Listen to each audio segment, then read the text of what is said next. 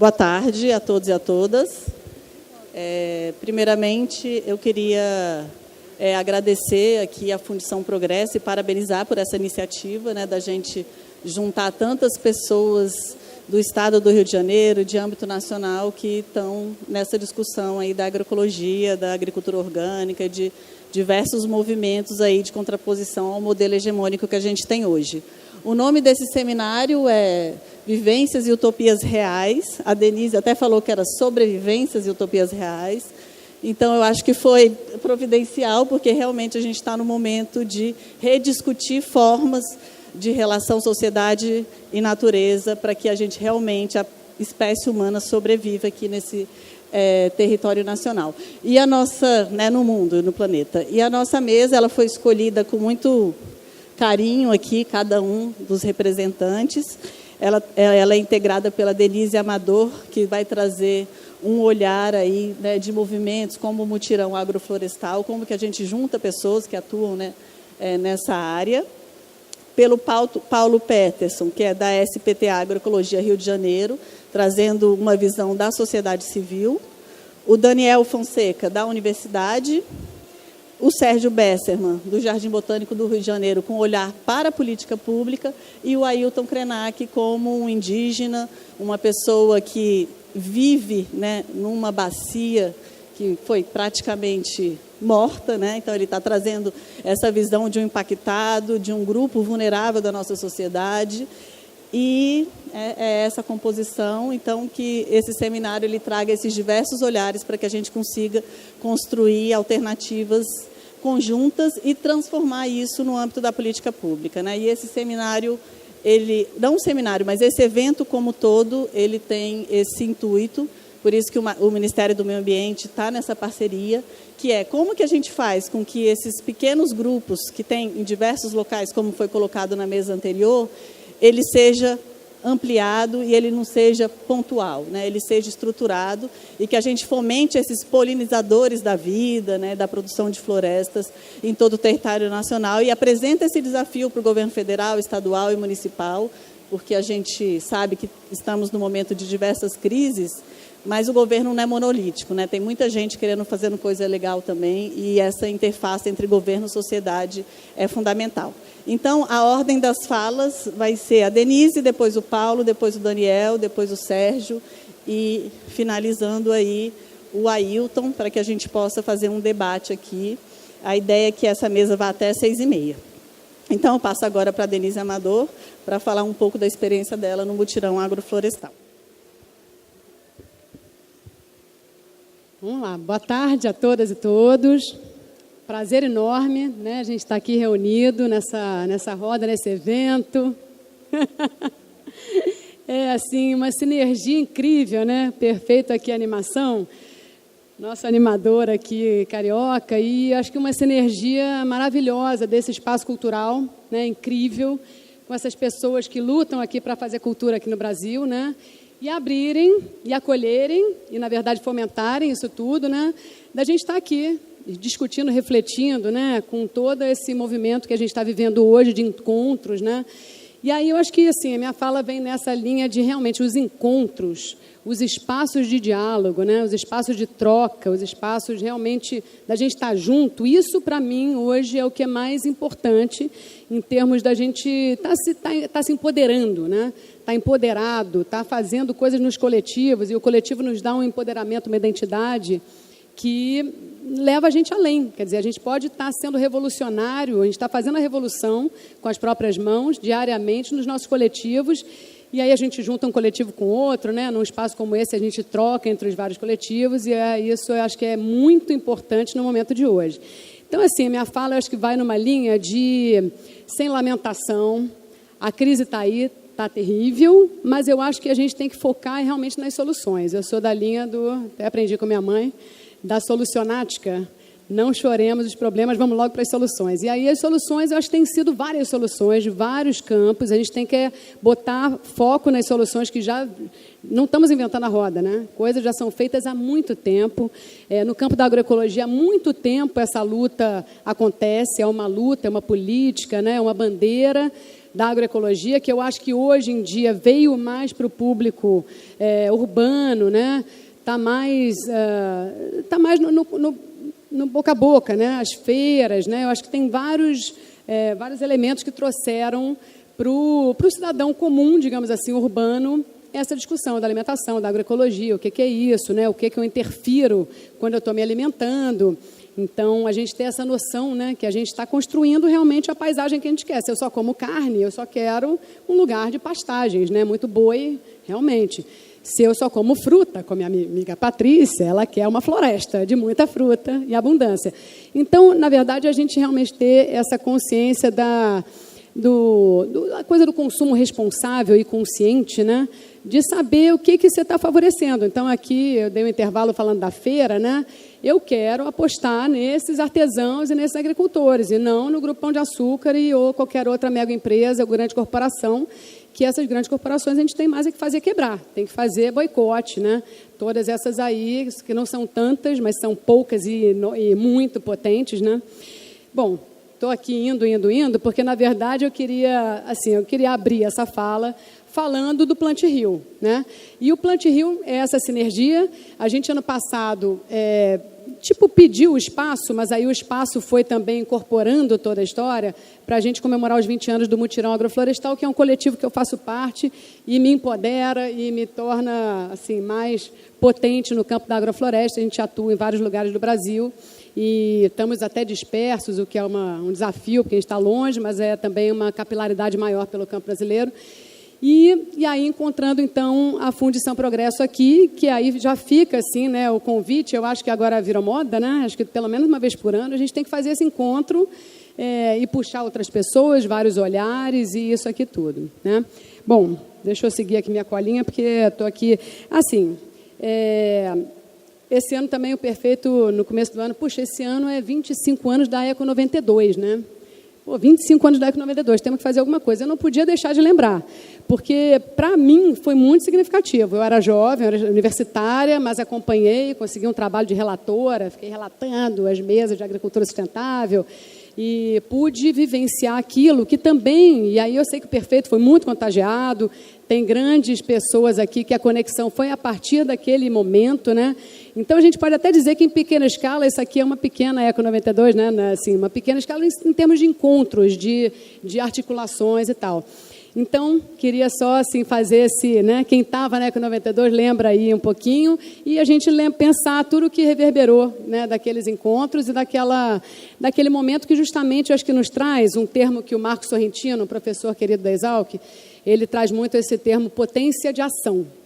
Então, quando a gente está no coletivo, a gente tem a potência de agir, né? E aí isso que eu acho que a gente tem que firmar, né? Vamos ter potência de ação para a gente realmente fazer ações acontecerem.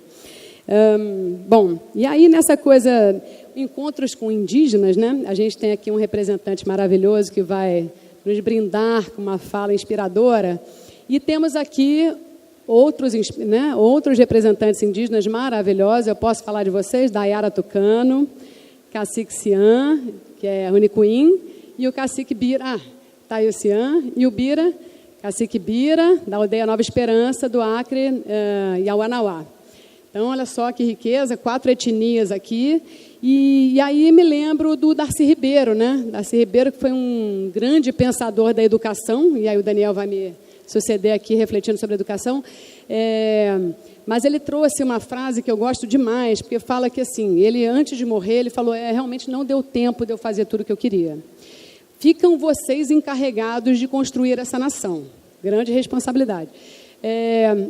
A gente tem, o povo brasileiro tem, a convivência, a capacidade da convivência com a natureza dos indígenas. Convivência com a natureza. A sensibilidade e espiritualidade dos negros e a tecnologia europeia. Estamos prontos para ser uma grande nação. Então, para mim, essa miscigenação e esse encontro realmente de culturas, né, quando eu encontro povos indígenas e sentir, né? Agora eu tive, há 10 dias atrás, eu estava na aldeia e, nossa, é aqui agora. Vamos fazer o aqui e agora, né? E aí, aquela convivência e a simplicidade ali, né? Do alimento e da convivência e dos mutirões e do coletivo. Então, é super inspirador, eu não queria deixar de pautar que eles estão aqui presentes e é uma alegria enorme a presença deles e essa sinergia que a gente busca aí na agroecologia demais. Eu ia falar da agrofloresta, mas acho que muito já foi falado na mesa anterior.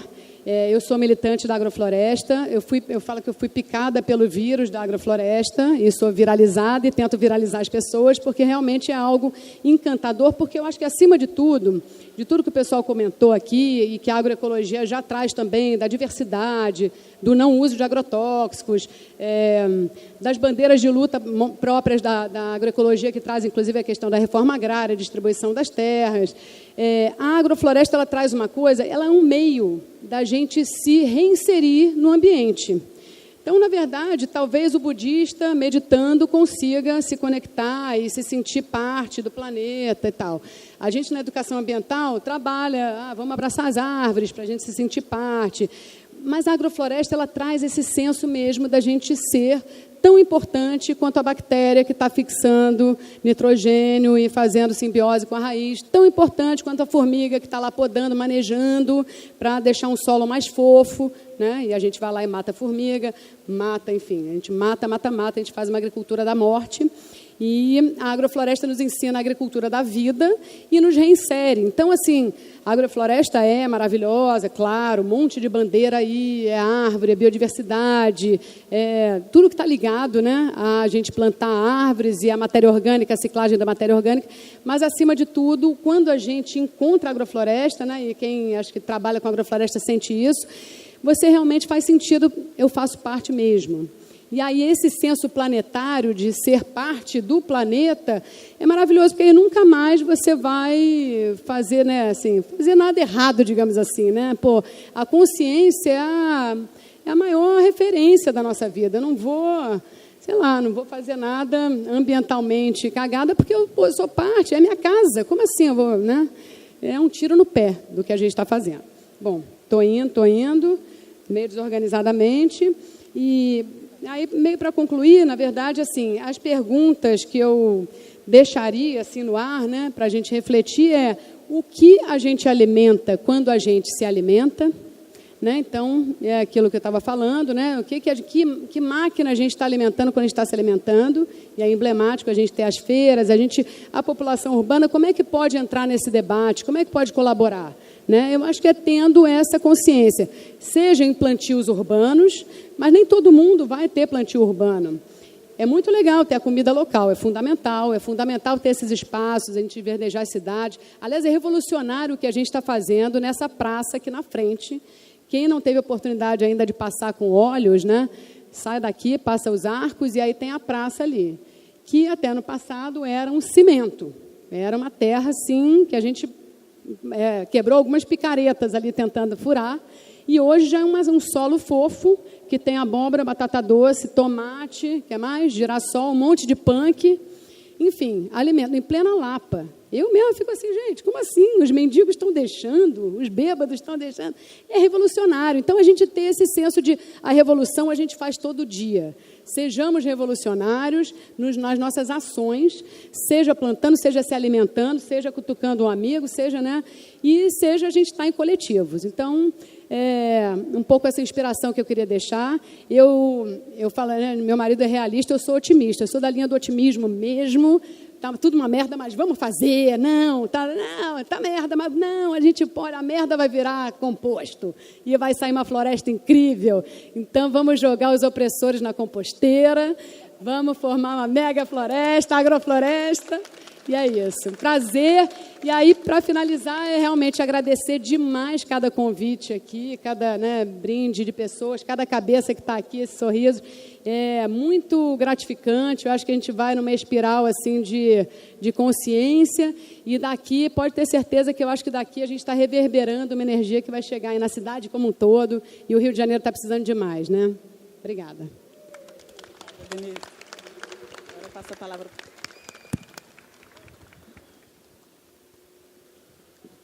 Boa tarde a todos e todas. Potô, você disse que ia fazer uma fala inspiradora e fez. Porque na verdade, eu estou aqui, eu sou o Paulo, da SPTA, e eu vim substituir um querido amigo que não pôde estar aqui hoje, e eu vim sem saber muito bem, né, onde e que terreno que eu ia cair. E assistindo a mesa anterior e agora essa fala inspiradora da Potô, eu já me sinto bastante em casa. No sentido de que, exatamente, eu acho que nós temos, várias vezes na mesa anterior, a palavra resistência foi enunciada. Várias vezes na mesa anterior, a palavra cooperação foi enunciada.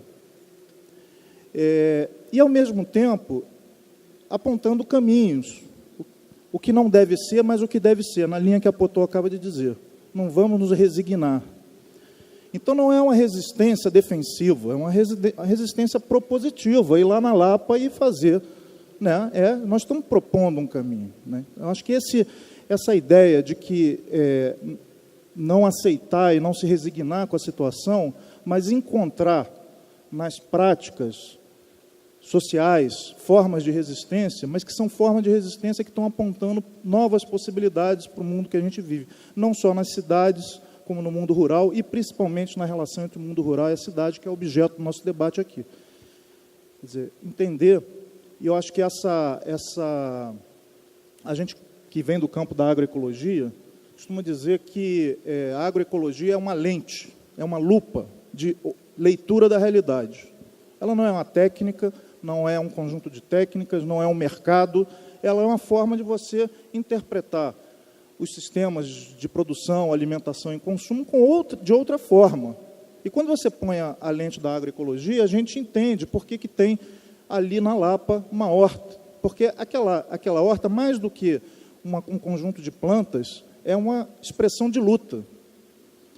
E a agricultura familiar, a agricultura camponesa, os povos indígenas eles estão expressando lutas. Estão resistindo, estão indicando caminhos, é possível por aqui, existe sabedoria, existe economia, uma economia em interação positiva com o mundo natural, e que a gente precisa colocar outras lentes para interpretar saídas a partir dessas práticas. É isso que a agroecologia, ela quando surge, ela já surge com essa ideia. E aqui no Brasil a gente tem uma trajetória do movimento agroecológico que é bastante virtuosa, inclusive bastante reconhecida, inclusive no mundo inteiro. Hoje a agroecologia ela é falada no mundo inteiro. A FAO faz seminários internacionais. Hoje no Brasil nós temos uma política de agroecologia e produção orgânica, mas não veio de graça, veio da luta. E que luta? Foram essas lutas chamadas pequeninas. São pequeninas, mas a grande luta foi a luta contra a invisibilidade. Sair do invisível, porque nós não somos tão poucos assim. Nós estamos espalhados pelo Brasil afora, pelo mundo afora, porque exatamente é o encontro com a cultura, é o encontro com outros modos de vida, outro tipo de economia, que está disseminado. A gente tem uma visão hegemônica que nos impõe, né, forma de interpretação da realidade, e a gente está negando essa forma de interpretar a realidade, estamos propondo outra, a partir da prática, não a partir de discurso. Né? E essas práticas estão disseminadas pelo Brasil afora, e foi a partir dessas práticas que foi possível construir um movimento político. Não é a política discutindo somente no mundo institucional. Não, o que essas práticas estão nos ensinando e o que nós temos a propor a partir delas. Ou seja, é uma outra forma de concepção, inclusive da política, porque a nossa política está muito desvinculada da cultura popular. Tem uma fratura entre cultura e política que inviabiliza que a própria população se interesse por política. Hoje em dia, a política é assunto de políticos profissionais, e não é. Todos nós somos políticos, estamos aqui fazendo política, e como, a partir da nossa cultura, dos nossos valores, a gente entra no mundo institucional disputando novos projetos.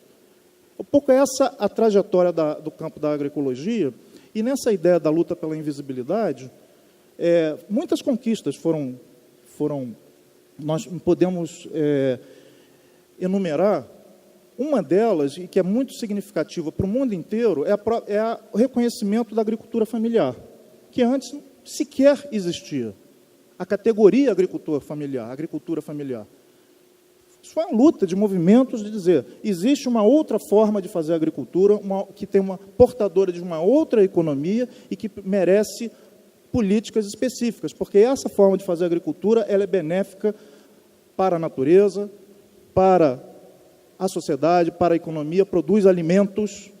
A base da economia da agricultura familiar é produzir alimentos, não é produzir matéria-prima para a indústria. E nós conquistamos o reconhecimento público da agricultura familiar. E desde então, isso foi na década de 90, uma série de novas conquistas. Quer dizer, é a conquista do reconhecimento dos povos tradicionais, povos indígenas, políticas específicas, reconhecimento, demarcação de terras, política para mulheres, política para os quilombolas. Isso tudo foi na base da luta. E da luta ancorada nas experiências. Não tem ideia geral, existem gente se mobilizando. A política de agroecologia foi fruto de uma marcha, a Marcha das Margaridas, em Brasília, que reuniu 70 mil mulheres em Brasília para defender uma política de agroecologia. Foi quando a presidenta Dilma instituiu a política de agroecologia. Ela não sabia muito bem nem o que ela estava fazendo. Tanto é que ela passou para o Ministério do Meio Ambiente, né, porque a agroecologia, a ecologia é meio ambiente, mas o Ministério do Meio Ambiente não ficou com o abacaxi na mão, né, na época. E logo passou para o Ministério do Desenvolvimento Agrário, que foi extinto. E essa extinção do Ministério do Desenvolvimento Agrário, agora já no governo golpista, ela faz parte também de um movimento de criação de invisibilidade de novo. Você destrói os espaços institucionais. Hoje, o censo agropecuário está sendo realizado nesse momento, já não trabalha mais com a categoria de agricultura familiar. Talvez o Sérgio possa até comentar isso, foi presidente do IBGE, porque isso é importante. Não trabalhar com a categoria agricultura familiar no censo agropecuário significa jogar mais uma vez para a invisibilidade. Os números que o censo agropecuário de 2006 nos apresentou comprovaram as hipóteses de que a agricultura familiar é muito mais eficiente do ponto de vista econômico, ambiental, geração de empregos. Agora, boa parte das políticas para a agricultura familiar, que foram criadas ainda na década de 90, induziram a agricultura familiar a abandonar as suas potencialidades e se transformar um empresário a serviço do agronegócio. Então, a boa parte do crédito para a agricultura familiar é para a compra de veneno, para a compra de semente transgênica, para a compra de máquinas, para a produção de monocultura. Não tem nada a ver com... É aí que entra a agroecologia na política. Nós queremos... A agroecologia tem uma base sociocultural, que se chama agricultura familiar camponesa, povos indígenas, povos tradicionais.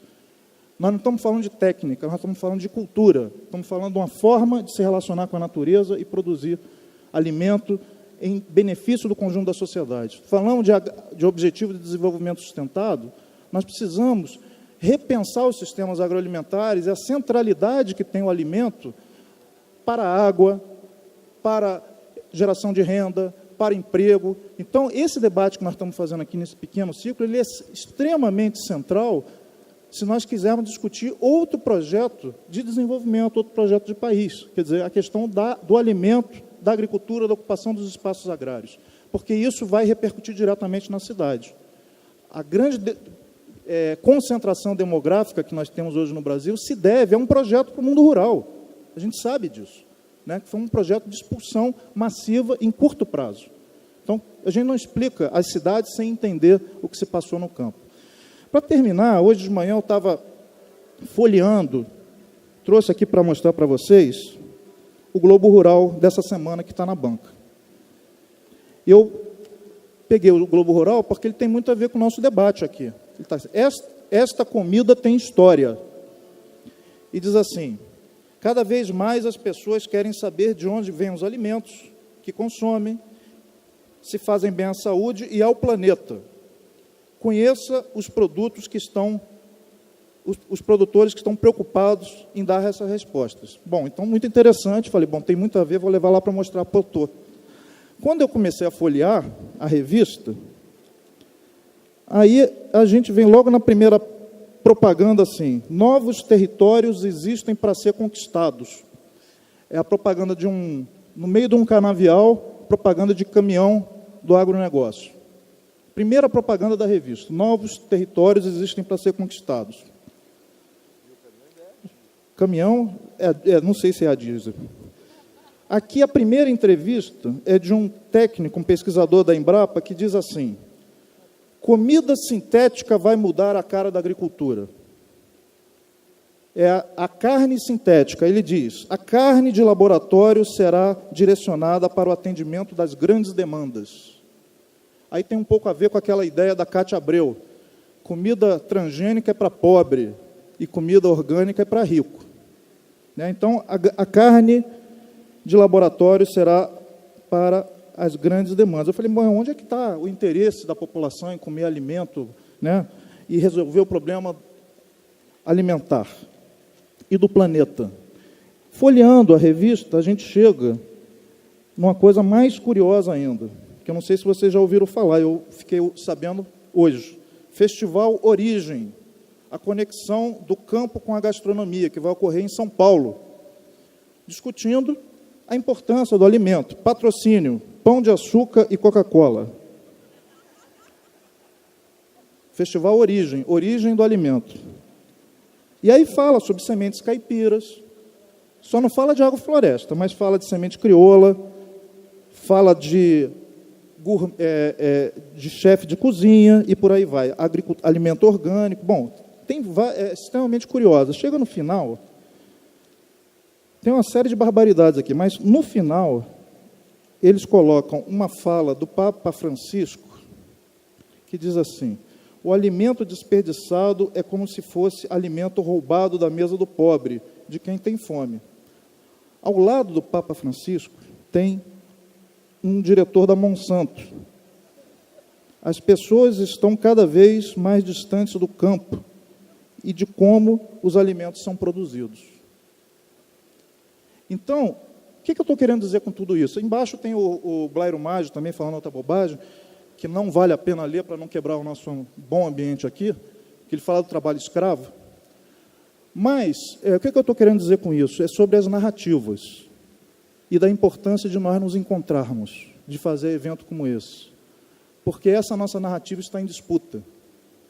Falar em alimento orgânico, falar em campo-cidade, a nossa narrativa está em disputa, e se nós não partirmos das práticas, entendermos o que essas práticas estão nos dizendo do ponto de vista de mudança desse sistema de poder, eles vão tomar a nossa narrativa. Estão tomando a nossa narrativa. Aqui está no Globo Rural, o editorial dessa revista, muitos de nós assinariam, porque ele fala do problema da obesidade no Brasil, depois do programa Fome Zero, fala de uma série de informações interessantes que não vai ter mais tempo aqui da gente aprofundar, mas é basicamente, no campo da política e da construção de hegemonia, as grandes narrativas. Então, hoje, se fala em agroecologia no mundo afora, mas não no mesmo sentido que nós estamos dizendo aqui, necessariamente. Quer dizer, a agroecologia é mais um elemento mais tecnológico, esverdear um pouco a agricultura industrial para que ela se torne menos danosa, mas por aí nós não alcançamos os fundamentos das mudanças necessárias, que são de natureza cultural, social, econômica. Então, é essa a mensagem que eu queria deixar aqui. Obrigado.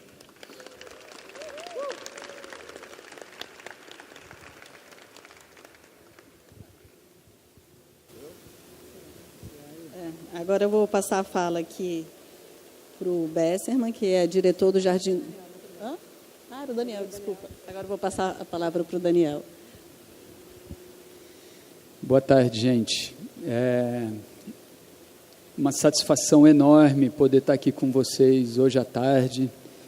Agradeço demais a Potô pelo convite. A Potô me infectou com esse vírus da agrofloresta em 2000.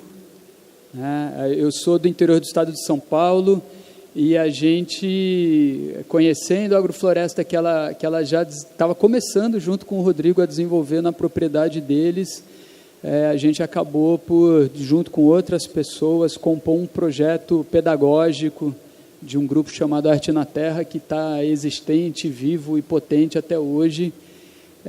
Depois eu vim aqui para o Rio de Janeiro e parece que a gente se encontra mais aqui do que a gente se encontrava lá.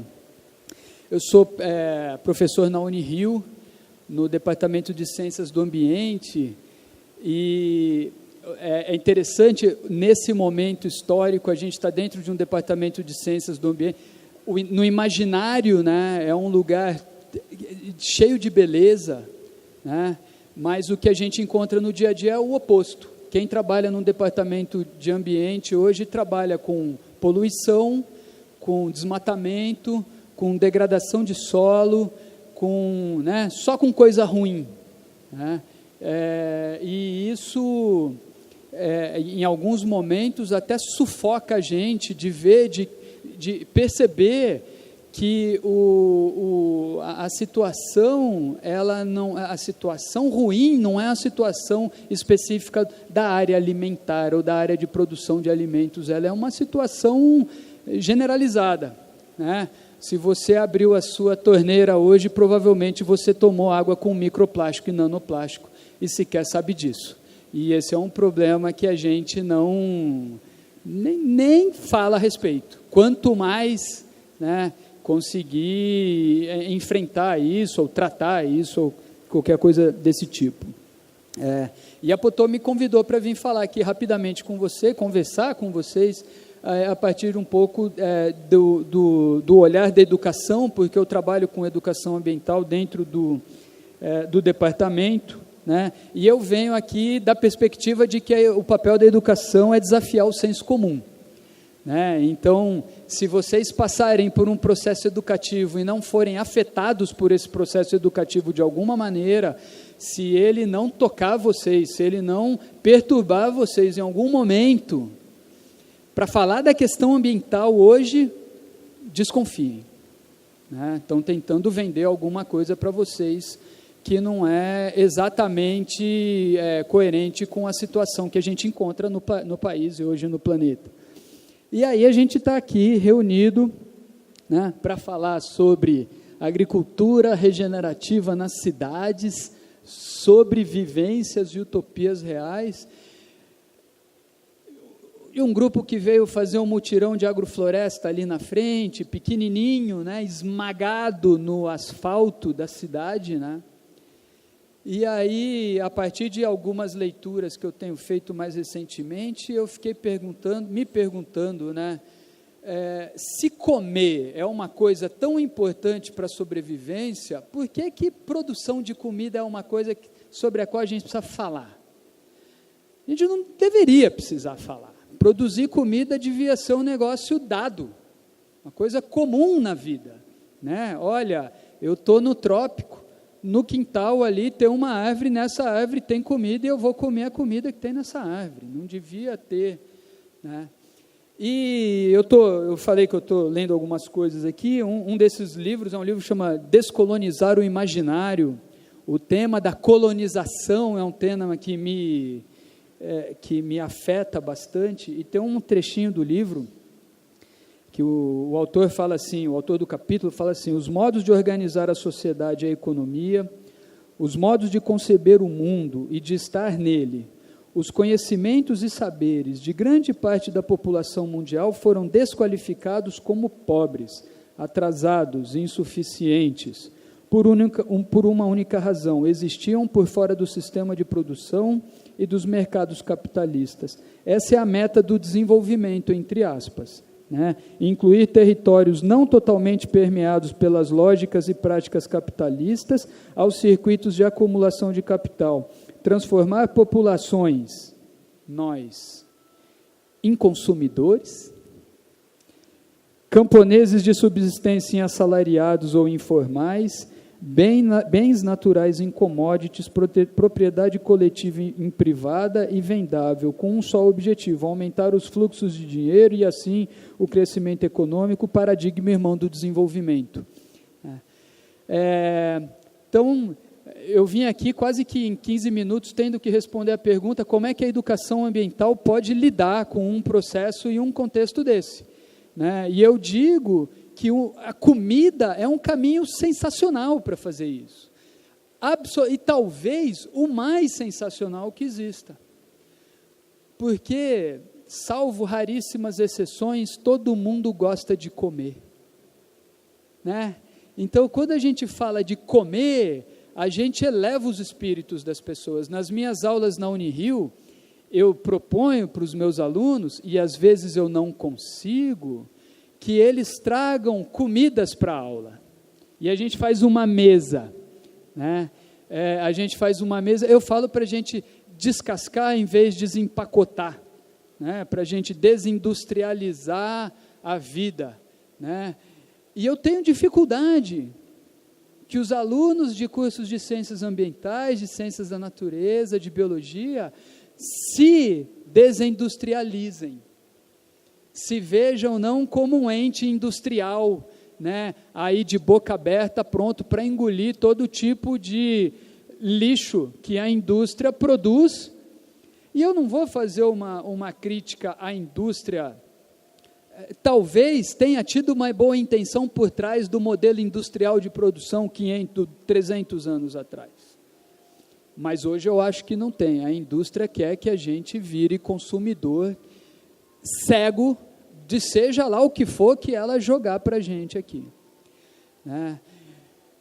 E aí, por que eu vou tentar fazer uma amarra agora, né? É muito comum os estudantes de biologia, ciências da natureza, ciências ambientais, a gente tem um projeto numa comunidade aqui no Rio de Janeiro, comunidade de Morro da Formiga, e a gente faz trabalho com horta, faz trabalho com composteira, e o meu argumento é que a composteira e a horta não podem pedagogicamente se bastar nelas mesmas.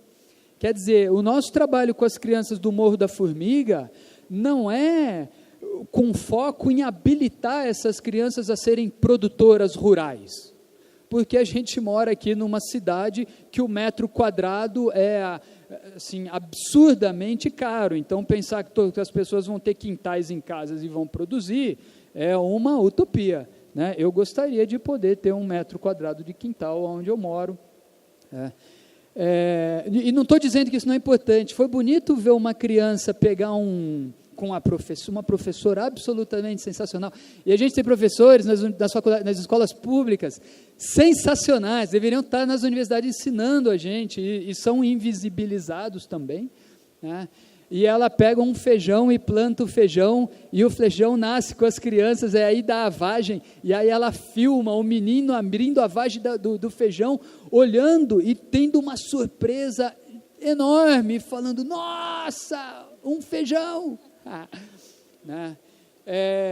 E isso é importante, esse encantamento ele é importante, mas a gente não pode parar aí, né? O que uma horta, o que uma agrofloresta na Lapa, que não vai matar a fome de ninguém, o que ela educa a gente em relação a todas essas outras coisas dentro das quais a alimentação está inserida, essas outras coisas que são políticas, que são econômicas, que são sociais, que são psicológicas, que geralmente é deixado de fora, e que são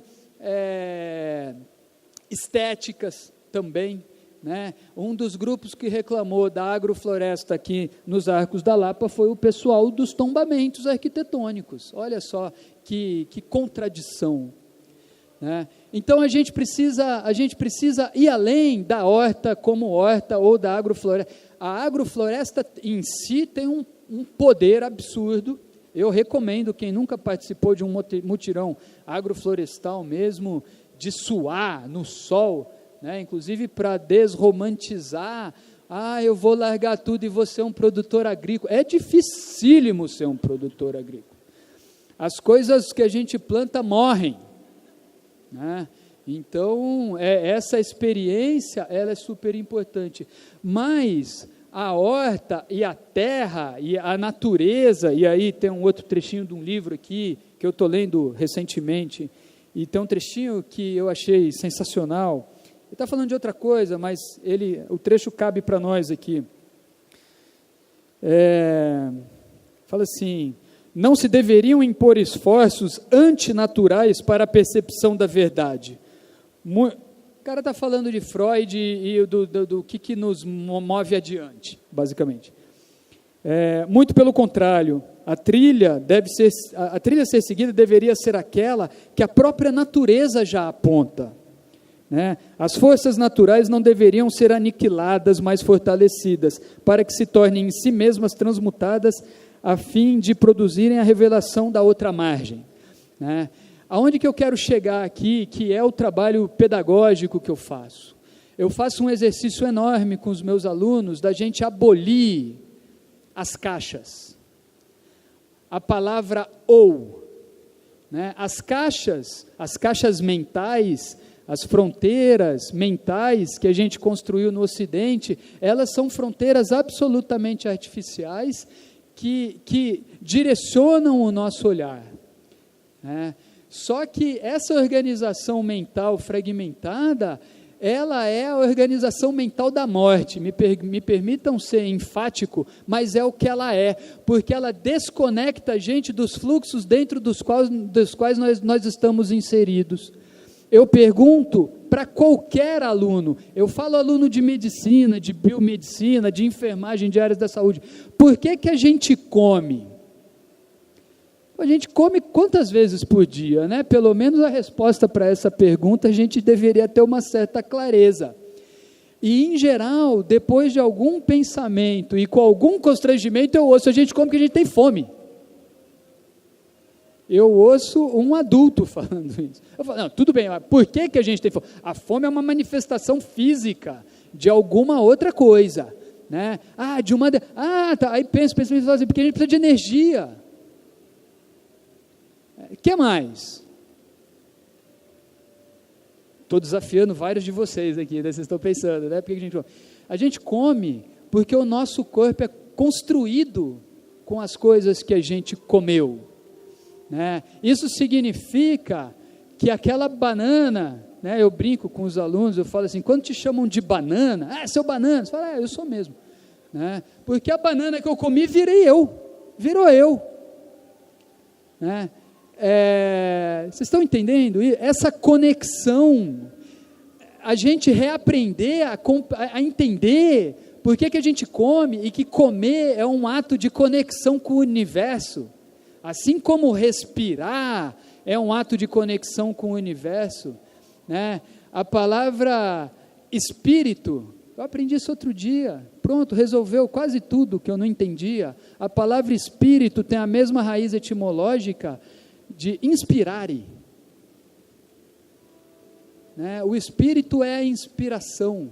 Olha que coisa metafórica e ao mesmo tempo séria, né? E no entanto a gente vive numa cosmologia, numa organização mental que trata a gente como um indivíduo separado, né? O que acontece lá não tem nada a ver com o que acontece aqui, né? E eu compreendo que tanto a agrofloresta, de um ponto de vista grande, né, fisicamente, como a agrohorta, que é uma agrofloresta numa horta, numa caixa que a gente faz, tem um poder enorme da gente desafiar esse senso comum, de ser que nós somos organismos individuais e independentes do resto da natureza, né?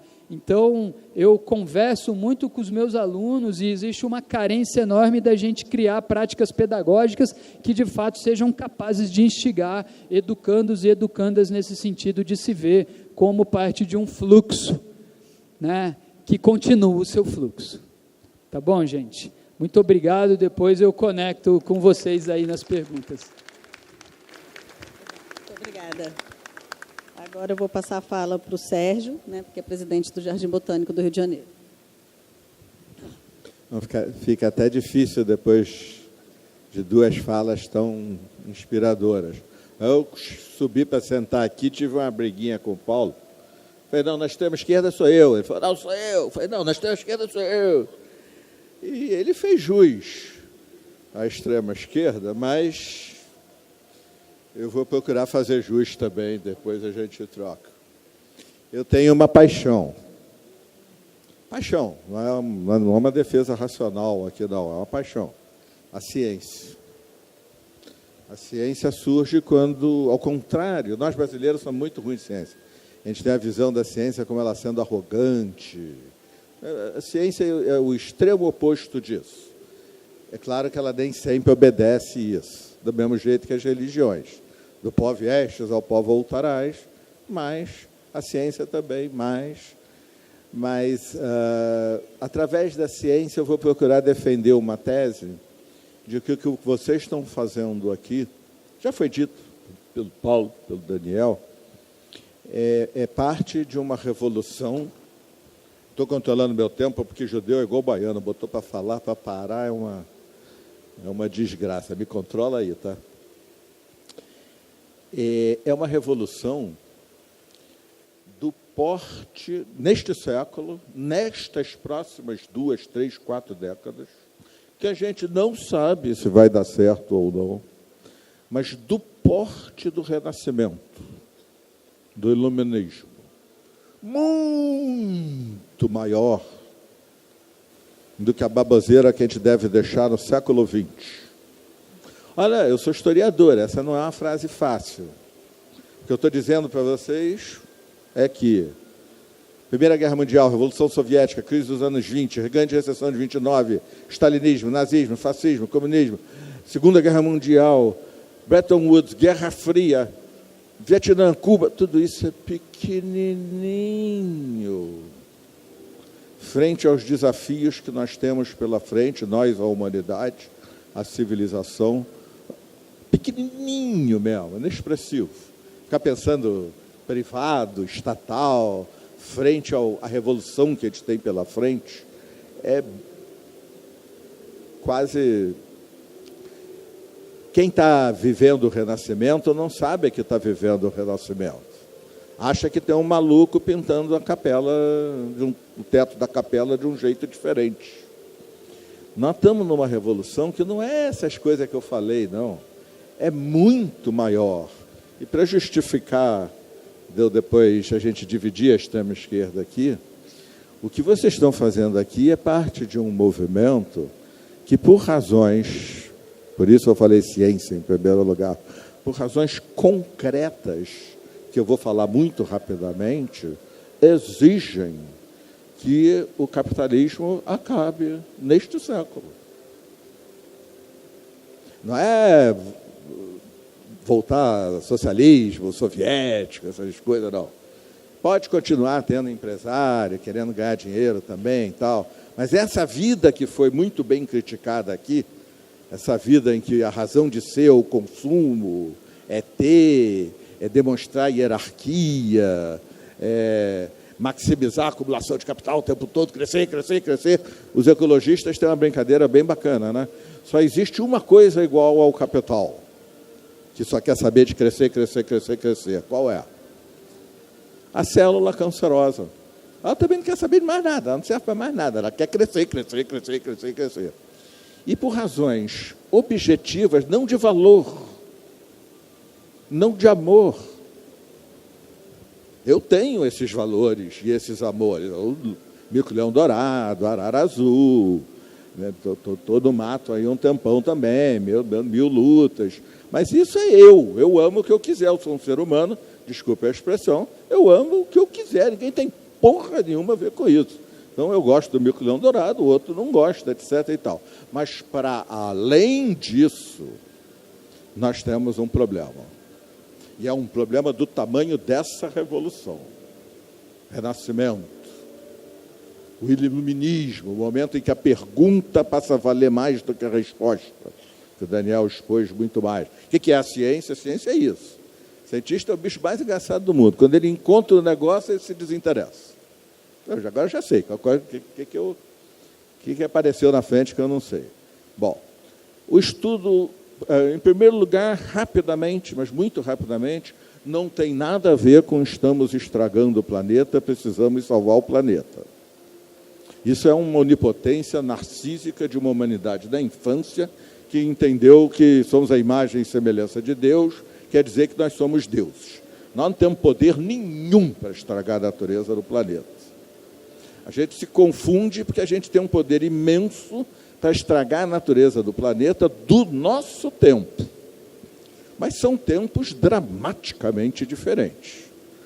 Nós vivemos 80 anos, Jesus esteve aqui há 2.000 anos, as primeiras civilizações têm 6.000, 7.000 anos, a agricultura 12, 13 mil anos, E nós, o Homo sapiens, há 6 meses atrás eu diria 200 mil, agora sabemos 300 mil anos.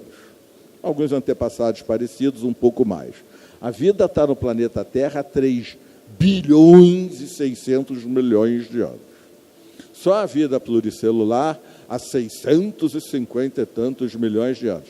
Se a gente pegar só a pluricelular, essa maravilhosa biodiversidade que amamos, e tascar num relógio de 24 horas, nós chegamos aqui nos últimos segundos. Nas 23 horas, 59 minutos e muitos segundos antes da gente chegar, o planeta já passou várias vezes por problemas mega, giga, incomensuravelmente maiores do que qualquer coisa que a humanidade possa sonhar em fazer daqui a 300, 400 anos. Só que é outro tempo. Extinção do Permiano, 90% das espécies do planeta desaparecem para todo sempre. O que a ciência nos diz? 5 milhões de anos depois, está tudo aí de novo. Diferente, mais biodiverso. Se tiver gente de arquitetura ou de design aqui, porque os designs de ponto de partida são mais numerosos. Então, as formas da vida ficam mais... Aí vem outra extinção do Devoniano. Foram 30 e tantas, 15 muito fortes, 8 fortíssimas, 5 têm o nome técnico em biologia e geologia de as grandes extinções. Se a humanidade existisse em qualquer uma dessas 5, com todas as forças que ela tem, a NASA, o Exército Norte-Americano, a Agroecologia, a PUC, a Fundação Progresso e o Flamengo. Só coisa boa. Se a humanidade existisse em qualquer uma das 5 grandes extinções, com todas as forças que nós temos hoje, a probabilidade de sobreviver um de nós, eu não vou dizer 0, porque aí deixa de ser ciência, passa a ser crença. Mas tenderia fortimissimamente a 0. E a vida surgiria de novo. Então, aquela visão do século XX, assim, natureza lá, combate à pobreza, crescimento do bem-estar, combate à desigualdade lá, e o que eu tenho que fazer é harmonizar, que é o que aparece nessas que você leu aí da revista. Isso tem nada a ver.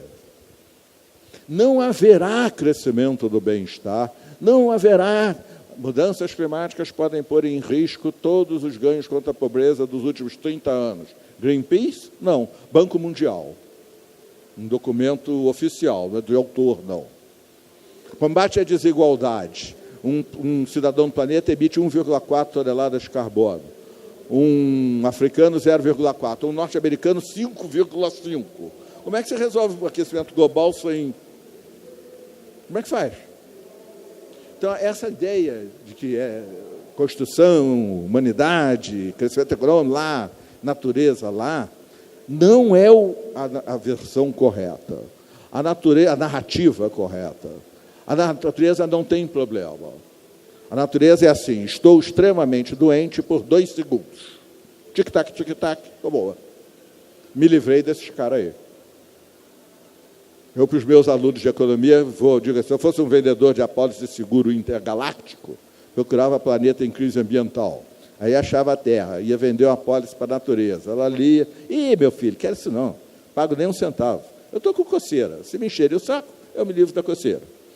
Aí eu ia embora desanimado, não, fica aqui, você tem bons clientes. Ok, nós. Não é bem-estar, combate à pobreza lá, e natureza lá, não. Quem tem um problema com essa degradação que nós estamos fazendo é a natureza do nosso tempo, essa que a gente tem todos os motivos para amar e lutar por ela, só por amor, mas não é disso que eu estou falando, mas é a natureza do nosso tempo, é aquela com a qual nós nos fizemos. Mas quem tem um problema não é a natureza. Quem tem um problema somos nós, que estamos ultrapassando o que se chama limites do planeta. Não são limites do planeta, são limites da capacidade do planeta de se regenerar, enquanto a gente usa ele, e continuar a nos entregar clima, solo, biodiversidade, água, sem o qual a gente morre. Segundo o estudo mais consagrado, depois vocês googlam aí, mas tem vários, mas o mais... Instituto de Estocolmo, professor Rockstrom, 12 limites do planeta, tem uma versão com 9, 3 a gente já ultrapassou largamente a fronteira. Nesses 3, a agroecologia tem um papel fundamental. Veja, só em todos está perigosa a situação, muito perigosa. Mas em 3, já ultrapassou longe, já foi feito um mau negócio. A nossa escolha é entre um mau negócio, clima, nossa escolha é entre um mau negócio, 2 graus Celsius, tem que ter uma revolução, que eu não acredito que vai ter, ou business as usual, 5, 6 graus Celsius. Mudança climática, a gente já passou bem da fronteira do perigo. Crise de biodiversidade, a gente já passou bem da fronteira do perigo. Assim como no clima, já está contratado mais de 2 graus, já vai acontecer. A nossa revolução está perdendo. Nós não estamos ganhando, nós estamos perdendo, nós temos que radicalizar. O mundo fica discutido de onde é que vem 100 bilhões para ajudar os países pobres a se adaptarem, a mudarem para baixo carbono, e não resolve nunca. E, enquanto isso, 500 bilhões de dólares são usados todos os anos, para subsidiar os combustíveis fósseis. Quer dizer, 500 bilhões de dólares para esquentar está resolvido. Para ajudar a esquentar, para esquentar mais rápido. 100 bilhões para tentar. A crise de biodiversidade já está contratada à extinção. Olha o tamanho do drama. De 20% a 30% das espécies, não há nada a fazer. Vai acontecer até metade do século, 2050, 2060. Mesmo que a gente ganhe a luta. Olha de onde é que nós estamos, como é que essas décadas agora são decisivas.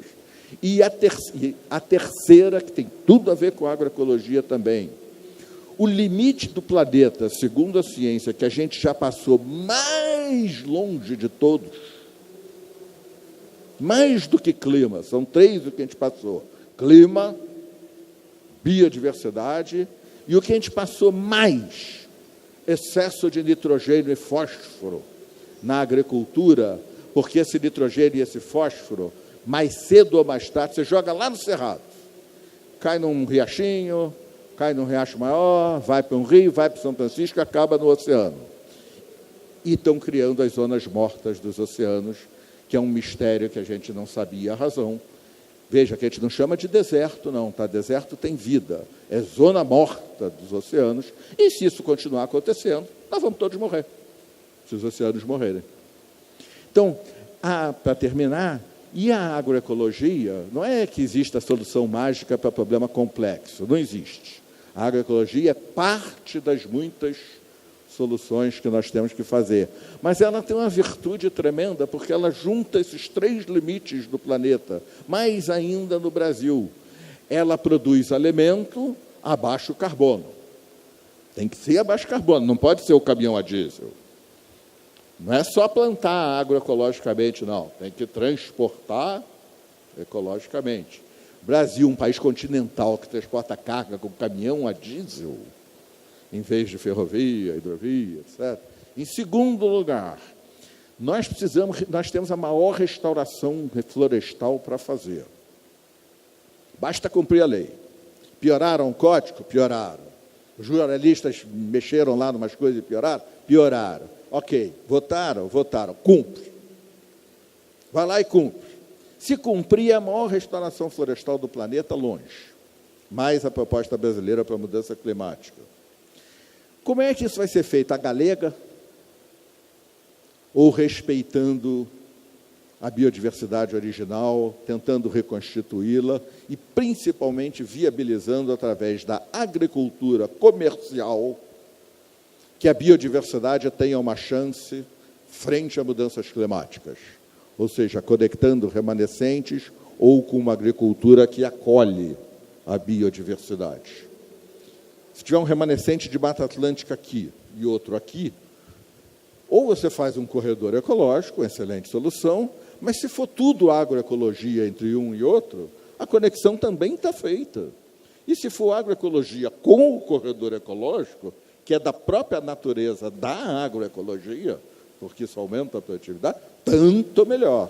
E, finalmente, a gente se livra não é só do agroecológico, que mata a nós individualmente, mas a gente se livra do excesso de nitrogênio e fósforo que está matando os oceanos e que tem que ser recolhido pela própria raiz das plantas, como elas já fazem naturalmente, numa combinação entre elas, que não somos nós que vamos descobrir, que, como foi dito pelos dois, 650 milhões de anos de luta darwiniana pela vida e pela morte produziram soluções muito eficientes, muito mais do que o mercado ou qualquer coisa desse tipo.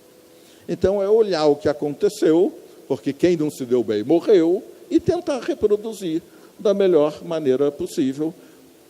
Muita ciência, muita tecnologia. São 10 bilhões de pessoas para comerem daqui a pouco. Muita ciência. Não tem negócio de natureba, não. Desculpem o meu jeito de falar. Muita ciência, muita tecnologia, mas outra. E não é outra, para terminar mesmo, não é outra só do ponto de vista tecnológico. Biotecnologia, agroecologia, etc. É outra, como disse o Daniel, do ponto de vista dos objetivos. Qual é o objetivo? É essa vida maluca de mais, e a humanidade nunca foi tão produtiva quanto é, e ninguém tem mais tempo para nada. A garotada não tem mais tempo para ler um livro. Que grau de maluquice a gente atingiu? Na hora que a gente é mais produtivo do que jamais fomos, ninguém tem tempo para sentar e conversar, para passear no Jardim Botânico, ou na Floresta da Tijuca, ou em qualquer lugar. E consumir desse jeito para quê? Para exibir. A gente olha para... A Índia tem castas. Aí, por causa das narrativas, foi muito bem exposto pelo Paulo, pelo Daniel, a gente sente um certo horror, né? A Índia tem castas. Pô, olha para si mesmo. A gente se veste desse jeito assim para organizar as nossas castas. Por isso que tem que ser de grife, por isso que tem que ser... tem vinho de R$60 muito bom, de R$150 muito bom, de R$600 magníficos, e tem Romanée Conti de R$7.000. Alguém aqui conhece alguém que bebeu um Romanée Conti de R$7.000 sozinho e não contou nada para ninguém? Porque o Romanée Conti, para beber um bom vinho, esse cara pagou R$200. O Romanée Conti não é para beber um bom vinho, é para dizer assim, eu posso. Assim como carros que têm velocidades que são proibidas em todas as estradas do planeta. Mas é para dizer, eu posso, eu tenho. Então, a revolução que a gente tem pela frente é pensar global, agir global. Verdadeiro. Complemento. Pensar local, agir global. Nós temos um mundo para mudar. Obrigado.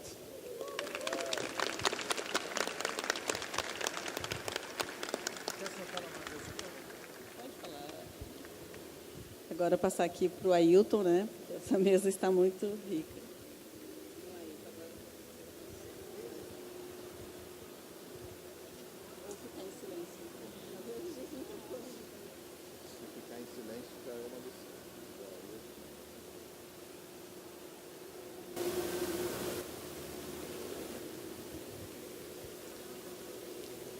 Boa tarde, queridos, queridas que estão aqui enfeitando essa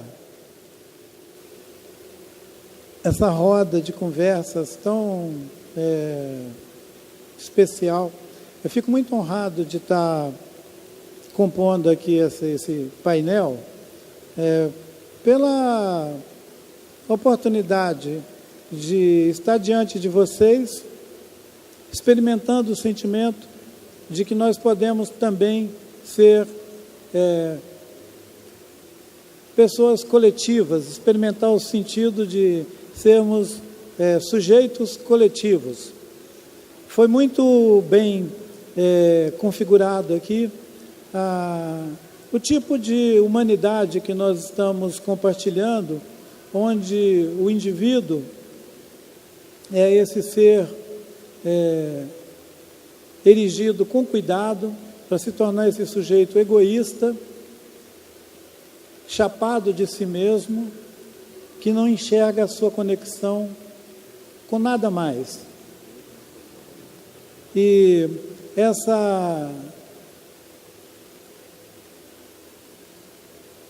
esse paroxismo do indivíduo, que é elogiado também nessa cultura do Ocidente, que ensina que para ter sucesso você tem que ser um indivíduo. Quem recebe faixa de campeão é um indivíduo. Quem sobe naquele pódio que destaca as pessoas é um indivíduo. Não tem lugar para subir um coletivo. E isso deve informar muito as narrativas que o Ocidente tem sobre sucesso, sobre o que dá certo. Essas narrativas elegeram alguns bodes expiatórios.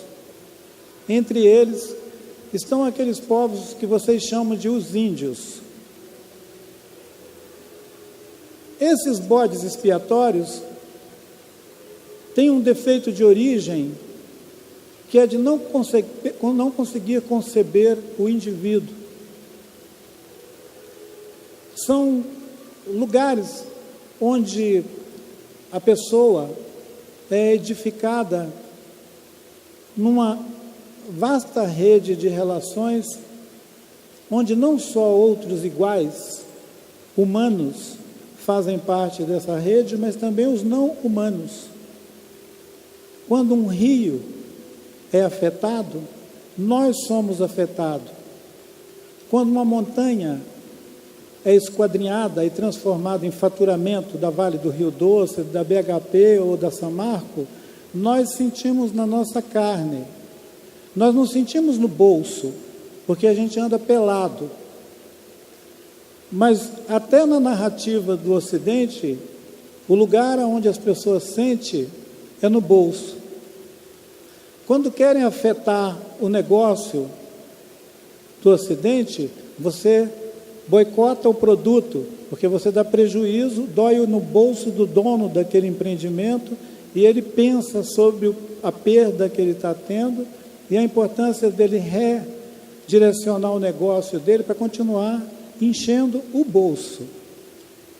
Como nós estamos num mundo onde as narrativas são disputadas, eu não podia perder a oportunidade de dizer para vocês de onde eu venho e de que lugar eu falo. Eu falo de um lugar que só tem sentido se a minha fala repercutir a terra, o rio e a montanha onde eu nasci, onde a minha família vive, onde o meu povo sabe viver naquele lugar, aprendeu com aquele lugar a viver de um jeito que é considerado improdutivo. Que pena, a gente não aprendeu a produzir, a gente aprendeu a viver. Como nós não somos uma máquina de produzir, nós temos sido constantemente discriminados e ofendidos com o tratamento desrespeitoso que toda a narrativa do Ocidente quer imprimir a esses índios, que, aliás, por não serem uma máquina de produção, são considerados preguiçosos. Aquele caminhão bonitão que tem uma fronteira para ocupar, o lugar que ele quer ocupar é a nossa terra. Aquela narrativa que quer constituir um tipo de agroecologia capaz de se juntar com a Coca-Cola e com o Pão de Açúcar, ela quer ocupar os últimos lugares onde ainda famílias vivem num vínculo tão profundo com os lugares onde vivem, que ainda tem a expressão poética de dizer que a terra é sua mãe, nossa mãe terra. Eu sei que muita gente, muito influenciada por essa narrativa que exclui outras narrativas, acha que quando os índios dizem que a terra é nossa mãe, a gente está fazendo uma certa chantagem com a mentalidade dos outros, digamos, dos brancos, acerca do sentido da mãe. Mas quem dera que os brancos tratassem as suas mães da maneira que nós tratamos a nossa terra. Eu não sei se os brancos tratam as mães deles do jeito que nós tratamos a terra. Essa história que nós compartilhamos aqui no continente americano, ela é uma história marcada por equívocos. Eu costumo dizer que índio não é uma designação. Eu costumo dizer que índio é um equívoco de português. Mas como o Perfeito Fortuna é meu irmão, eu teria que dizer que é um equívoco nosso. Eu tenho que compartilhar com ele esse equívoco. Dizem que os parentes do Perfeito Fortuna estavam vindo ou vindo para algum lugar quando vieram dar numas praias, num lugar tropical, bonito, e encontrou uma gente andando pela praia, comendo caju, à toa, com essa velha mania improdutiva. Andavam, comiam o que a natureza tinha. E eles eram tão distraídos que eles ainda sequer tinham inventado a tal da agricultura. Eram caçadores, coletores, mariscavam. A cada estação do ano comiam as frutas que tinha, e a cada fartura dos igarapé, dos córregos e dos rios, faziam festas, faziam moqueadas, faziam festas cheias de comida e fartura. Não sabiam definitivamente o que era fome. Esses camaradas que gostam de olhar longe, como Besserman, que faz narrativas assim de eras geológicas, talvez eles descubram algum período que alguma dessas tribos tenha passado por uns 15 minutos de preocupação com o que comer. Mas a maioria do tempo eles tinham muita coisa para comer, Besserman. E esses povos tiveram toda a sua existência, toda a sua maneira de estar aqui nesse continente, simplesmente assaltada de um momento para o outro e substituído por uma narrativa mesmo, que é a narrativa da eficácia, da presença do colono em cima de uma terra estranha. Todos que vieram para cá pisaram numa terra estranha. Pisaram numa terra estranha e, como Darcy Ribeiro já foi citado aqui muito oportunamente, eu gosto do Darcy, eu vou citar ele de novo. O Darcy dizem que se os índios não tivessem dado comida para a primeira leva de branco que chegou na praia, eles teriam morrido uns 6 meses depois de inanição e doenças tropicais que eles iam pegar por aqui e não seriam capazes de sobreviver. Então, digamos que a primeira humano-ecologia que aqueles nativos fizeram foi de ajudar os parentes do Perfeito a ficar aqui. Mas eles, os parentes do Perfeito, apelidaram aquela gente de os índios, exatamente porque eles pensaram que eles estavam indo para as Índias. Então eu digo que é um equívoco de português, não é uma designação. Mas o Oswald de Andrade já tinha um poeminha que chamava Erro de Português, que ele dizia: o português chegou no Brasil, estava uma baita chuva, aí ele vestiu os índios. Se tivesse um dia de sol, os índios teriam despido o português. O que essa metáfora sobre vestir e despir pode inspirar num encontro tão criativo aqui nesse planeta azul? Né, Cristina? Esse planeta azul, onde nós podemos passar, os cometas podem passar, mas a eterna vida vai continuar. O Besserman está certo. Se a terra é enjoada, ela despacha todos nós índios brancos e mamelucos para qualquer outro lugar que não seja no seio dessa mãe que cuida da gente, que dá água, que dá comida, que dá brisa maravilhosa, que dá inspiração, que enche a gente de esperança para continuar vivendo, suplantando ou superando cada uma das pequenas tragédias que as nossas humanidades vão experimentando. Se a gente olhar esses 5 séculos recentes de história nossa, onde se constituiu essa comunidade de brasileiros, que somos todos nós, foram 5 séculos de sacanagem contra os nativos daqui da terra e a mãe dos nativos, que é a Senhora Terra. Então foi um ataque desonesto à paisagem.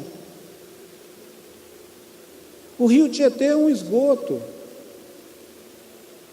O rio Araguaia, uma reportagem de 3 semanas atrás, disse que ele está sendo saqueado pelo agronegócio, que estão fazendo canais que se estendem por dezenas de quilômetros terra adentro para levar bilhões de litros d'água para fazer esses caras produzir mais grão de soja para exportar, para tratar de animais lá na Europa ou para suprir a agroindústria, mas que definitivamente não leva em conta de que as futuras gerações podem ter um rio morto, como já fizeram com São Francisco. Nós somos genocidas e somos ecocidas, porque além de matar os povos nativos, matam também a paisagem original daqui dessa terra, matando os rios. Gente, que conspiração é essa que nós nos constituímos num povo que tem coragem de matar rios? Não é brincadeira. Já bastava aquela mania garimpeira dos mineiros de comer as montanhas, aplainando tudo e despachando aquilo nos portos do Espírito Santo e de outros portos brasileiros. Essa fissura que durante 500 anos os garimpeiros não descobriram outra coisa para fazer a não ser cavucar as nossas montanhas. Ora, eu nasci na região do Médio Rio Doce. Na margem esquerda do rio tem uma reserva que eles deixaram parecendo com aquele jardim que está aqui na calçada dos Arcos, um pequeno lugar onde pudesse continuar existindo um bosque, que é a reserva que foi criada para os Krenak na década de 20 do século passado. Há 2 anos atrás, essa reserva foi praticamente banida do mapa das terras indígenas com aquela lama tóxica que desceu lá de Mariana e devastou 650 quilômetros do Rio Doce, que é um rio que nós chamamos ele de Uatu.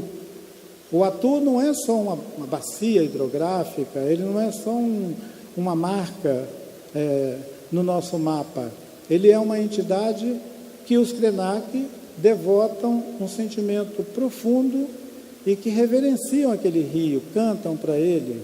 E narrativa por narrativa, nós aceitamos que o Ganges é um rio sagrado.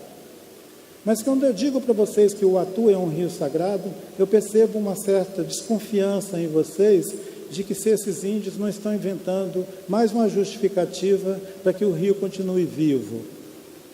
Afinal de contas, ele não vale nada. E aquela montanha que tem na frente da aldeia, que eu nasci, e as pessoas que nasceram antes de mim, pelo menos desde a década de 20 do século passado, sentavam no terreiro e olhavam a montanha, e olhavam o humor daquela montanha, e pelo humor daquela montanha, as pessoas organizavam a sua rotina durante o dia, e aquela montanha se chama Tacrucrac, ela tem nome, ela é uma pessoa, e ela nos afeta, ela é nosso parente, o rio é nosso parente. Então, onde é que está o indivíduo, esse indivíduo centrado nele mesmo, que não enxerga onde está andando, em quem ele está pisando, e, em último caso, o que ele está devorando para continuar funcionando como uma máquina predatória nesse planeta azul que nós compartilhamos e que nós tínhamos que ter, ao menos, um pouco mais de cuidado quando andamos, levando em conta tudo o que nós já perdemos. Nós deveríamos andar com mais cuidado nessa terra. A maioria de vocês tem alguns, estou vendo que tem alguns que são bem novinhos, mas eu estou achando muito interessante que a maioria de vocês já passou por experiência suficiente para entender o desafio que nós vivemos hoje, que é o de não só reconhecer as narrativas aviltantes, mas sermos capazes de identificar e difundir aquelas narrativas que dão sentido à vida. Não a vida de um sujeito que inventa de tirar água do alto da serra, do espinhaço, botar ela num tubo e mandar minério para aqui, para o Rio de Janeiro, usando a água limpa das cabeceiras daquela montanha. Um sujeito tão egocêntrico que achava que ia ser um dos caras mais ricos do mundo e acabou a breve aventura dele numa cadeia, por aí afora. Esse individualismo doente, ele é a marca que mais incomoda a visão que esses povos originários daqui têm com relação à nossa possibilidade de uma aliança afetiva com o mundo dos outros irmãos que vieram para cá constituir esse lugar como sua casa comum. Algumas dessas famílias, desses coletivos que vieram para cá, conseguiram se aproximar muito da visão que os povos originários daqui têm sobre essa terra. E a minha esperança é que esses alguns, e muitos deles estão presentes aqui, possam continuar animando essa nossa esperança de que a utopia não é alguma coisa que a gente pensa para não acontecer, mas que a utopia é aquilo que nós podemos fazer a cada tempo, inclusive com todos os prejuízos que isso envolve. Nós podemos sim pensar, sem esse arcabouço da macropolítica, sem essa apavorante imagem de um mundo fudido, nós podemos pensar numa coisa que chama esperança aplicada na ação. Pode ser também traduzido como uma prática da micropolítica. Há muito tempo, o Perfeito e a trupe dele animavam uma cena cultural do Rio, que era o Circo Voador. Eu tinha uns 30 anos, ou talvez um pouquinho mais naquele tempo, e ele me convidou e convidou o Paulo Bororo, convidou uns outros parentes chavantes, para a gente vir aqui no Rio. Isso já tem mais ou menos uns 40 anos, 30 e tantos anos, porque eu estou com 64, pelo menos uns 30. E desde desse convite que o Perfeito fez a mim e a alguns outros parentes para a gente começar a visitar o Rio, essa nossa amizade está ficando cada vez mais radicalizada em todos os termos. E eu queria dizer para vocês que eu acho que o Perfeito está virando índio. Muito obrigado, pessoal.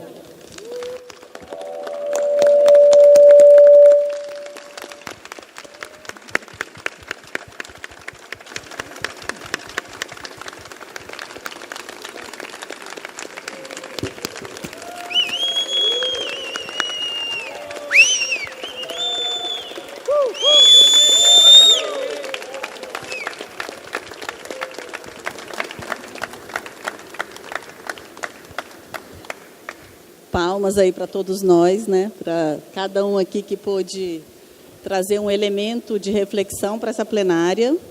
Eu acho que foi consenso aqui que esse modelo de desenvolvimento que está posto, ele precisa ser revisto. A gente precisa de políticas públicas, de ações e de iniciativas que não alimente esse modelo, mas que construam um novo. E a revolução foi apontada por todos, que é o que a gente precisa para construir esse novo. E, diante dessa conjuntura, a agroecologia, a agricultura orgânica, ela é um tema que traz várias questões relacionadas à segurança alimentar, à fome, à questão ambiental, à questão social. Então, ela é um elo de ligação entre essas temáticas, né? Como foi mencionado, a gente tem diversos relatórios, a própria FAO, que indicou que a fome voltou a crescer no mundo, ela já faz essa conexão com as pequenas produções, ela já atribui essas causas para a questão da mudança do clima. Então, essa desigualdade, ela não pode ser mais aceita, né?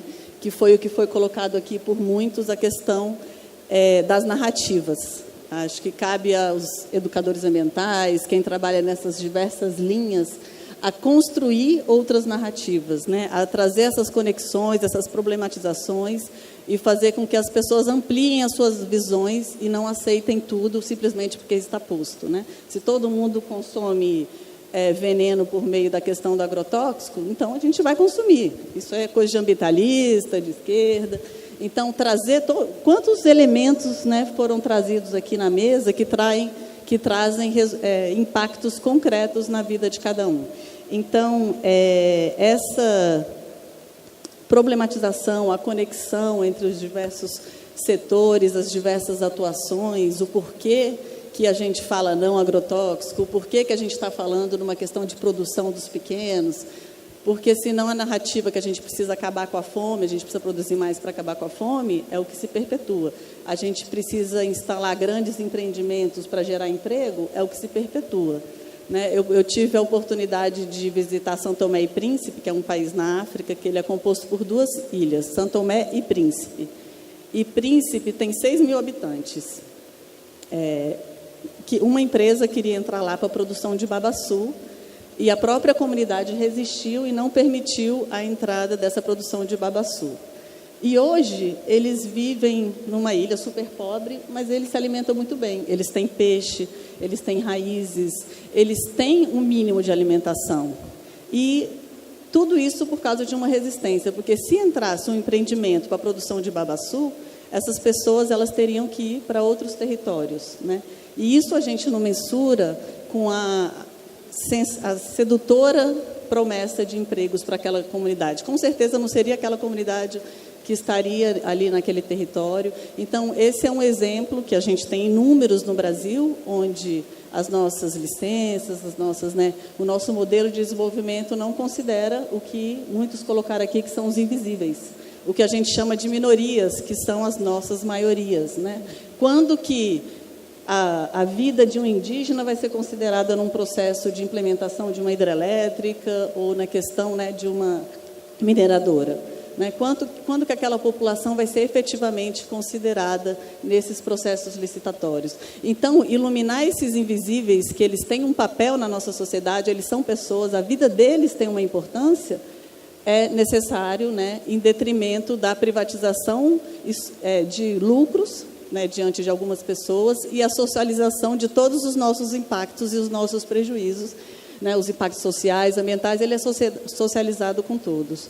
Então, acho que, né, temas como invisibilização, conexão, é o que foi colocado aqui para que a gente construa um outro, né, uma outra política pública, outras formas de atuar, com encantamento, com políticas estruturadas, com potência de ação, com integração também entre as nossas políticas. Aqui trouxemos algumas oportunidades, como os ODS. A gente tem que fazer restauração florestal. Que restauração é essa que deve ser feita? Se a gente tem o Acordo de Paris, se a gente tem metas, né, como que a gente contribui com essas metas de forma mais expressiva? E a agroecologia, a agricultura, trazer a questão do pequeno, seja no urbano, no rural, ela surge aí como grande estratégia, né, que é trazer essa pulsação. O que faz cada um de vocês estar aqui no domingo à tarde, né, discutindo aí hortas urbanas, agricultura regenerativa nas cidades? É a vontade e a esperança, que aí vem a utopia, de fazer algo diferente. E esses momentos são importantes porque na crise que a gente vive, a tendência é de matar essa nossa utopia, é de matar essa nossa vontade de perceber que a gente é muito pequeno perto desse todo, mas a gente não é pequeno se a gente estiver juntos, né, e fazer com que essa atuação seja coletiva, integrada, sinérgica e estruturada. Aí a gente ganha força para desvelar todos esses aspectos que eles são ofuscados pela nossa mídia, né? E essa desvelação cabe a nós como educadores, como agricultores, para que a gente, né, transforme indivíduos consumidores para indivíduos consumidores, mas também produtores de água, de terra, de rio, né? Aquele pequeno espaço ali, hoje a gente pôde perceber que já se produziu solo, que já se produziu água, que já se produziu, nem que seja pontualmente, alimentos, e ali está no meio de pessoas que passam fome, né? Então mostra uma alternativa de produção, uma alternativa de ocupação, uma alternativa de fazer diferente, para que a gente saia da dependência e vá para a autonomia, saia da preponderação da competição e que a cooperação seja algo que seja o nosso elo aí de atuação coletiva. E a fala aqui da academia, né, do setor público, de um representante indígena, de alguém que está no movimento aí agroecológico e também de quem vem da universidade, mostra que a gente tem pessoas boas, pessoas que querem fazer diferente, né, o perfeito aqui com a Fundição Progresso, para que a gente construa algo diferente. Isso a gente não pode deixar que saia da gente. E isso me motiva muito como gestora pública, que eu estou no Ministério do Meio Ambiente, né? Encontrar o perfeito que fez todo esse movimento diante da cultura, e ele hoje enxergar que a cultura teve o seu momento. Agora, está na terra, lógico que associado à cultura, né, a todas as outras questões, é algo que mobiliza. Teve o Encontro Nacional de Agroecologia em Brasília, que tinham 5.000 pessoas. Então, eu vejo que é um movimento que está agregando, que está fazendo com que as pessoas, né, atuem coletivamente. Aí eu vou encerrar com uma fala do Milton Santos, que ele fala assim: a globalização atinge o mundo todo, mas não a todos os lugares, né? Então, assim, a globalização ela chega de forma diferente, e a globalização ela implica em tudo que a gente não quer, porque ela padroniza, ela define um modelo ideal, ela mata a nossa diversidade, ela não mostra para as pessoas que elas podem ser diferentes. Então, que a gente construa aí lugares que não sejam afetados por essa globalização, né? Que trabalhe com o outro, que trabalhe no diálogo de saberes e que fomente aí toda essa riqueza que a agroecologia, a permacultura vem resgatar. Ela não traz o novo, ela simplesmente traz práticas antigas. E é isso que a gente quer aí para construir diversos lugares diferentes, né? E aí eu agradeço essa oportunidade, eu abro agora para o debate, são 6h30, né? Então acho que eu vou abrir para 3 perguntas. Eu vou passar para eles. 3 perguntas, quem quiser falar.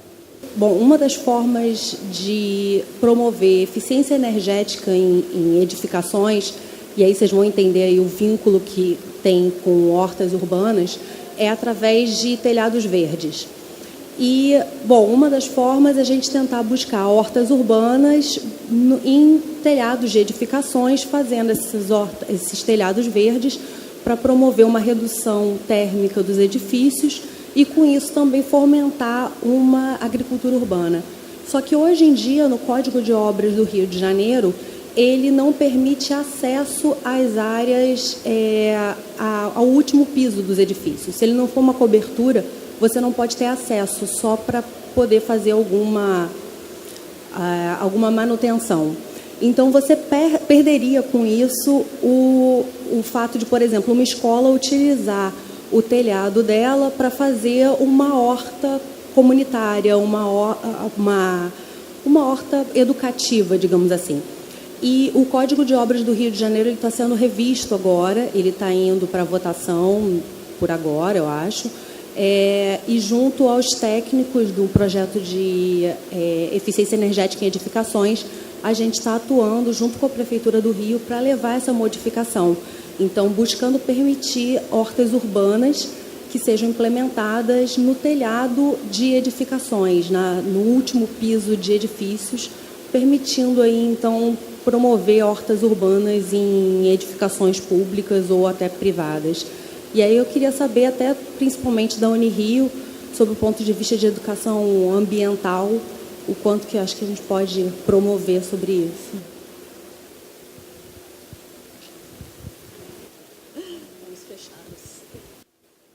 Londres fez isso e as surpresas acontecem. De repente, pela multiplicação de telhados verdes, multiplicou-se gigantescamente o número de morcegos.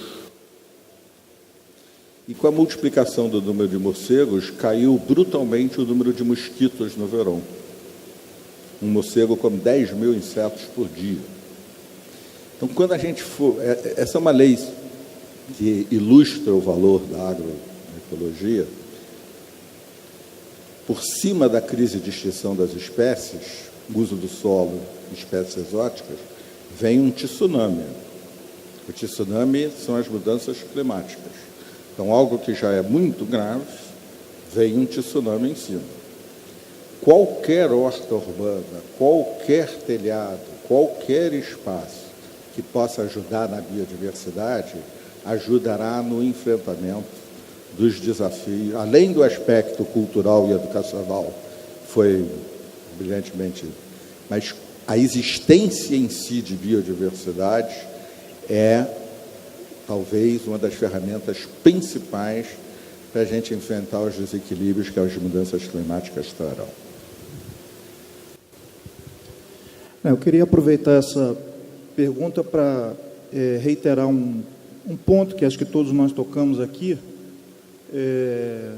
sobre os ODS, são 17, e talvez o principal equívoco que nós teremos seria ver um a um. Os ODS, eles têm que ser, são 17, 17 é número primo, indivisível. Ele é um todo. Portanto, as instituições estão sempre buscando soluções, e sempre pela via dos mercados, ou pelas tecnologias, ou pelos mercados, e, em geral, as tecnologias mercantilizadas, para o problema das ODS. Então, eu acho que tem um conjunto de soluções, e as tecnologias e a ciência é absolutamente essencial na busca dessas soluções, mas trata-se de reorganizar a sociedade, o modo de vida. Quer dizer, é a tecnologia e a ciência a serviço de uma outra forma de estar e viver nesse planeta. Então, eu acredito que soluções como essa, elas acumulam força, elas têm que ligar com a educação, têm que construir para que tenha cidadania ativa, para pensar que uma cidade como o Rio de Janeiro é inviável. Uma cidade como São Paulo é inviável. Ou bem nós vamos descentralizar a população, ou nós não vamos encontrar soluções pontuais que, em geral, são pelos mercados e que são exatamente de concentrar mais e mais a população, mais e mais a riqueza. Então, saída pelo mercado para a mudança climática não existe. E é nisso que, quando a gente fala em agroecologia, a gente está falando de reequilibrar as relações de poder na sociedade. Não é um conjunto de tecnologias. Quando a gente fala soluções locais para problemas globais, significa empoderar as comunidades locais para que elas busquem soluções, elas construam uma nova economia e que os mercados estejam subordinados a elas e não subordinando a elas. Então, a agroecologia é compreendida como uma nova forma de relação, não só com a natureza, mas do ser humano com o ser humano.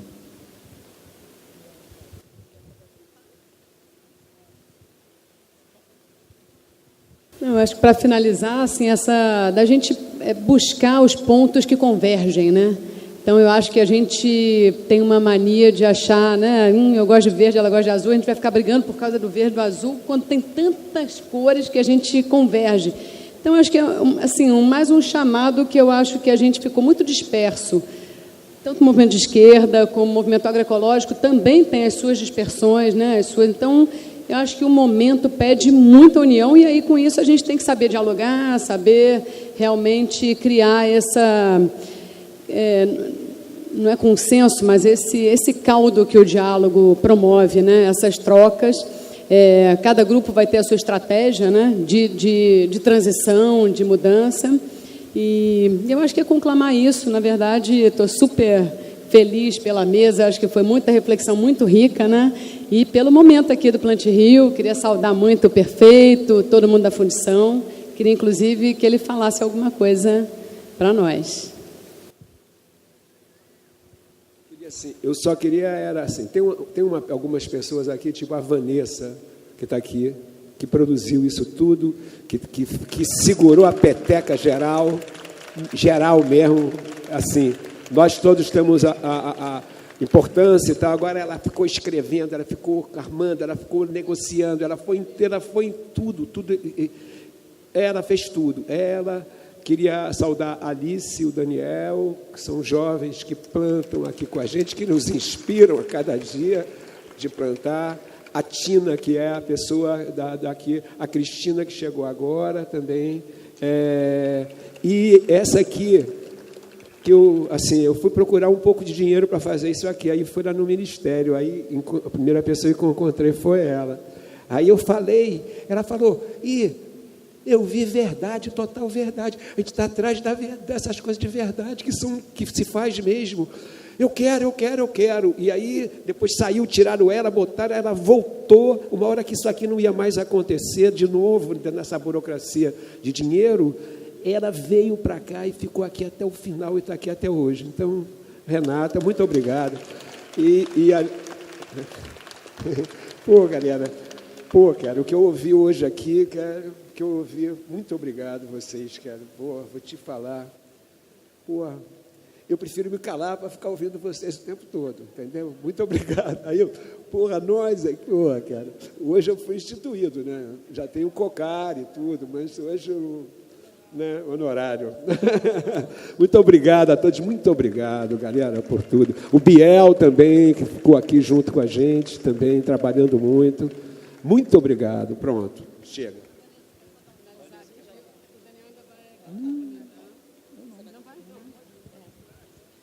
Então, não fiz nada sozinha. Ela foi fundamental, Denise Potô, amador. Maravilhosa, completamente profissional, não é amador.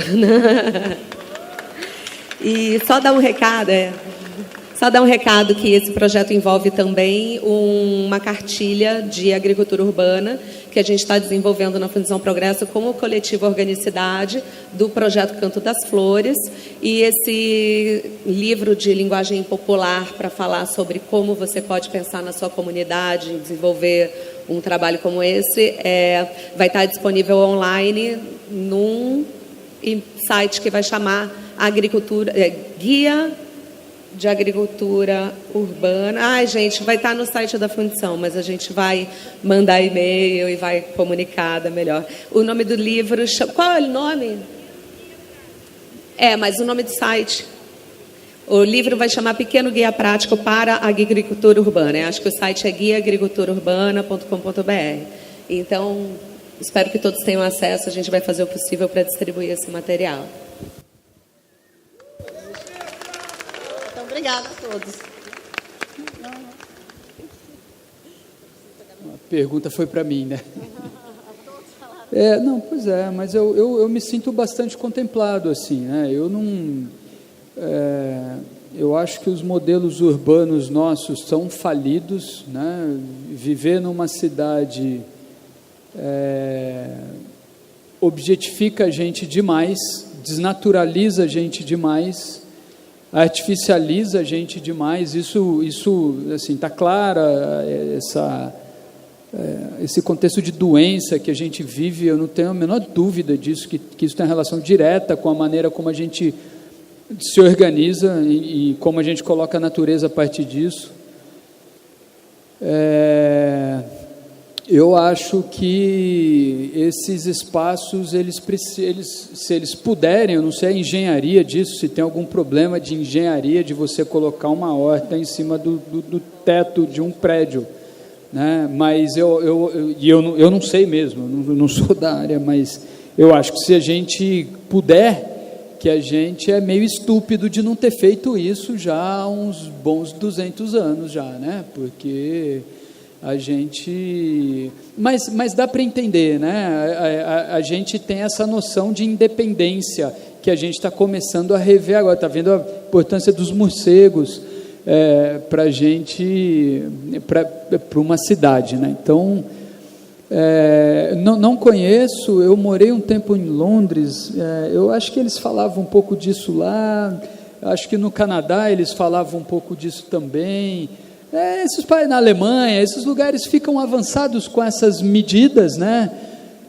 Mas porque, na verdade, eu acho que eles não precisam gastar muito tempo pensando em outras coisas, outros problemas que a gente tem que pensar também, né? Inclusive, o que a garota colocou aqui, a outra colocou ali também. Eu não conheço esse caso específico, eu sou muito novo aqui no Rio de Janeiro para conhecer, não conheço, mas eu vi o que foi feito, por exemplo, durante as Olimpíadas e a Copa do Mundo, né? E eu acho que a gente precisa, e a gente está num momento horroroso para isso, a gente precisa se repensar enquanto povo e aceitar a diversidade das pessoas com quem a gente convive, né? O Brasil é um país construído em cima de uma violência brutal, né? Brutal, histórica. O Rio de Janeiro é uma cidade construída em cima de violência. Até outro dia, o Krenak vem de uma situação extrema de violência, que é um povo não pensar no outro. Eles passaram por cima como um trator, e a gente às vezes continua com essas práticas cruéis cruéis, né? E a gente não vai se construir como uma nação em cima da crueldade, né? A gente tem questões completamente complexas. Eu não conheço esse caso, não sei do que ela está falando, né? Mas a gente realmente precisa trazer isso para dentro das nossas conversas. Esse desconforto que é causado, né, ele mostra o tamanho de como a gente se acostumou realmente com a violência, né?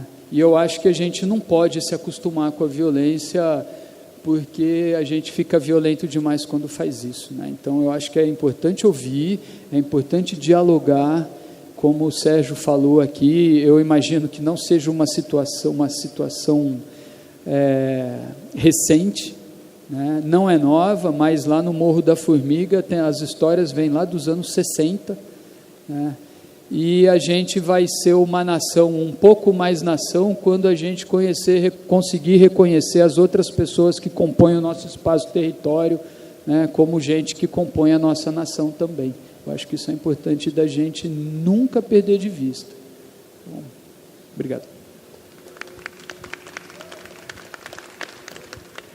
Bom, então, a Renata teve que se ausentar, eu vou concluir aqui, fechar, né, que fique reverberando aí no coração de vocês, tem essa, né, voltar aqui, a gente na sobrevivência, que a gente tenha mais espaços de convivência, né, e a gente tem as nossas vivências para a gente estar compartilhando e fortalecendo aí as nossas utopias.